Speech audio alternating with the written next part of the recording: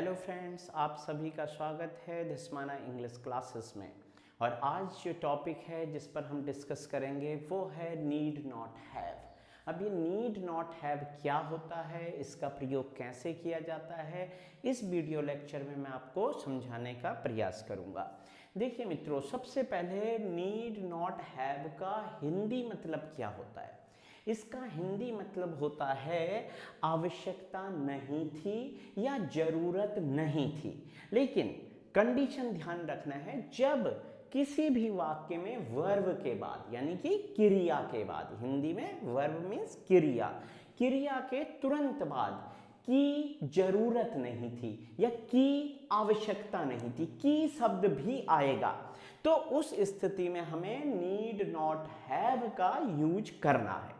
ये हमें ध्यान में रखना है कि जब भी हम बोल रहे हैं कभी भी और हमारे पास हिंदी के वाक्य में क्या है, जरूरत नहीं थी या की आवश्यकता नहीं थी, ये शब्द आए तो वहां नीड नॉट हैव का यूज होगा और वर्ब की थर्ड फॉर्म यूज होगी बस। और बाकी जो भी रूल्स होता है वो पहले की तरह जो है वो हम यूज करेंगे। देखिए रूल क्या है, पहले सब्जेक्ट आएगा, फिर नीड नॉट हैव वर्ब की थर्ड फॉर्म और ऑब्जेक्ट, यानी कि ये नीड का पास्ट टेंस है।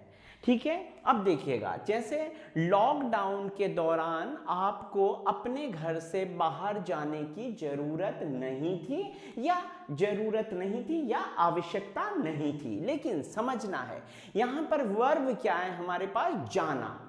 जाना तो ने, जाने की, देखिए की जरूरत नहीं थी, वर्ब के तुरंत बाद की जरूरत नहीं थी, जब ये शब्द आए तो वहां हमें क्या यूज करना है, नीड नॉट हैव का यूज करना है, यानी कि नीडेंट हैव। देखिए कैसे करेंगे, इस सेंटेंस को हमें बनाना है, इसको ट्रांसलेट करना है। लग रहा है कि सेंटेंस काफी बड़ा है लेकिन ये छोटा है, कैसे है समझेंगे। लॉकडाउन के दौरान, हम लॉकडाउन के दौरान इस इतने सेंटेंस की इंग्लिश हम सबसे लास्ट में भी लिख सकते हैं और शुरू में भी लिख सकते हैं।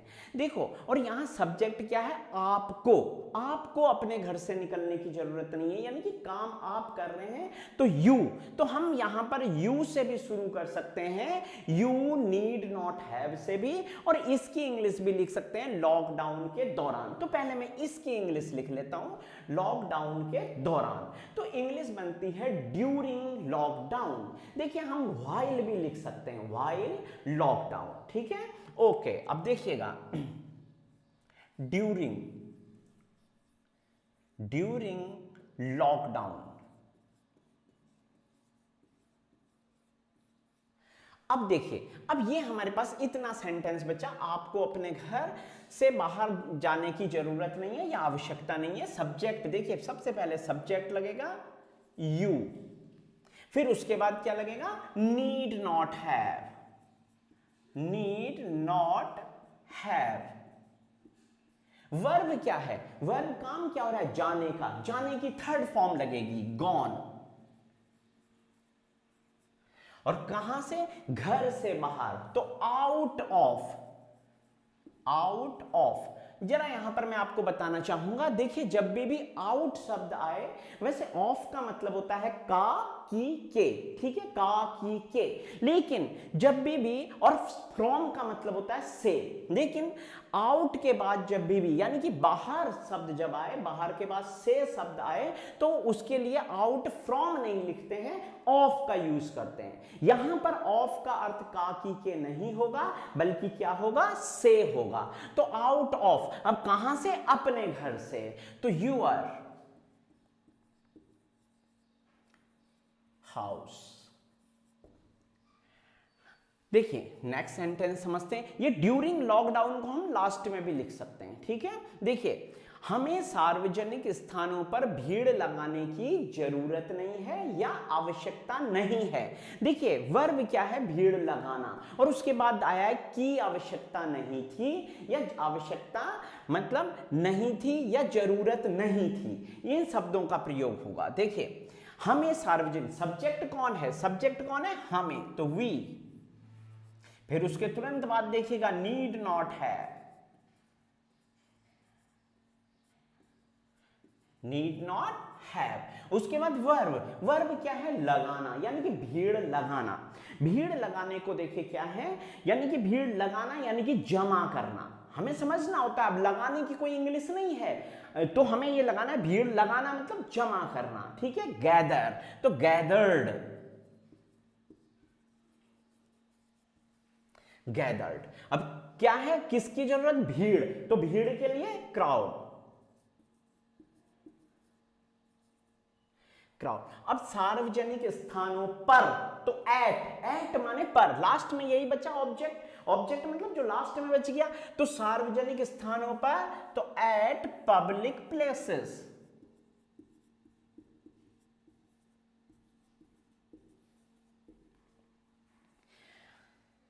देखिए नेक्स्ट सेंटेंस को समझिए, उम्मीद करता हूं कि आपकी समझ में आ रहा होगा। देखो, आपको इतना जल्दी आने की जरूरत नहीं थी, आपको इतनी जल्दी आने की आवश्यकता नहीं थी या जरूरत नहीं थी। हमने लास्ट में यही देखना है कि वर्ब के बाद जब भी की जरूरत नहीं थी ये शब्द आए तो वहां हमें क्या करना है, नीड नॉट हैव। अब ये कैसे बनेगा, आपको, सब्जेक्ट कौन है, आपको, आप काम कर रहे हैं, तो सबसे पहले आएगा यू, फिर तुरंत बाद उसके नीड नॉट हैव, वर्ब की थर्ड फॉर्म। वर्ब काम क्या हो रहा है, आना, कम की थर्ड फॉर्म कम ही होती है, तो कम। अब क्या बच गया, इतनी जल्दी, इतनी जल्दी, सो अर्ली, सो अर्ली।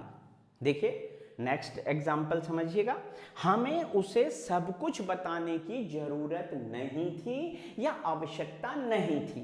फिर हमने देखा कि आवश्यकता नहीं थी, तो अब हमें इसको कैसे बनाएंगे, यानी कि नीड नॉट हैव लगेगा। कैसे, सब्जेक्ट कौन है, हमें, हमें इंग्लिश वी, तुरंत बाद क्या लग जाएगा, नीड नॉट हैव, यानी कि needn't have, we need not have. अब काम क्या हो रहा है, बताना, टेल, टेल की थर्ड फॉर्म क्या होगी, टोल्ड, टोल्ड। अब उसे, उसे हिम, अगर लड़की हुई तो हर, और अगर लड़का हुआ तो हिम, और सब कुछ, सब कुछ एवरीथिंग।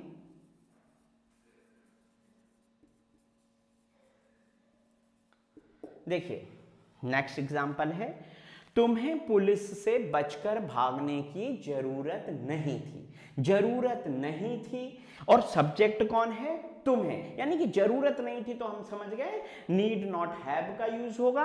सब्जेक्ट हमें देखना है मित्रों, सब्जेक्ट क्या है, तुम्हें, तुम्हें की इंग्लिश यू, उसके तुरंत बाद नीड नॉट हैव। बस आपको ये ध्यान रखना है, नीड नॉट हैव, और हैव इसके तुरंत बाद वर्ब की थर्ड फॉर्म बचकर भागना। बचकर भागना इसकी पूरी एक ही इंग्लिश है, एक वर्ड है इसका स्केप, और थर्ड फॉर्म स्केप्ड, और कहां से, पुलिस से, तो से के लिए from the police, from the police. देखिए अगला एग्जाम्पल है, उसे वहां खड़े रहने की आवश्यकता नहीं थी या जरूरत नहीं थी। सब्जेक्ट कौन है, उसे, सबसे पहले आपको लिख लेना है ही, उसके बाद क्या आएगा, जरूरत नहीं थी की इंग्लिश आ जाएगी need not, need not have. उसके बाद वर्ब की थर्ड फॉर्म, काम क्या हो रहा है, खड़ा रहना, तो स्टैंड की थर्ड फॉर्म स्टूड, वहां देयर। मित्रों उम्मीद करता हूं कि इन एग्जाम्पल्स के थ्रू आपको समझ में आया होगा कि नीड नॉट हैव का यूज कैसे करना है। ये दो सेंटेंसेस हैं, तुम्हें उससे गप मारने की जरूरत नहीं थी या आवश्यकता नहीं थी। नेक्स्ट सेंटेंस से उन्हें चिंता करने की जरूरत नहीं थी। ये सेंटेंसेस आप इसका रिप्लाई मुझे कमेंट बॉक्स में दीजिएगा। उम्मीद करता हूं कि आपको मेरा वीडियो लेक्चर पसंद आया होगा मित्रों। धन्यवाद, आपने मुझे अपना कीमती समय